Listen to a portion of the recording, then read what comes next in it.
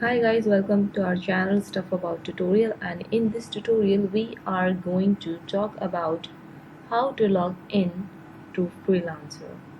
Once you reach to website of Freelancer, then you have to go on login. Just look at the top right corner on the screen. Here you will see login button. You have to click on it.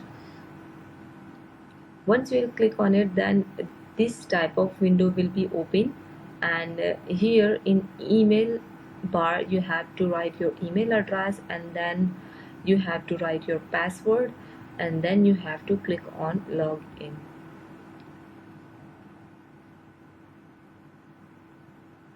and it's done. As you can see guys, my account has been logged in, and you also can easily log into your account on Freelancer. So it's so simple, you don't need to worry about it. Just simply follow these simple steps, and you can also log into your account by using this method. So guys, hope you like this video. Thank you so much. Good luck.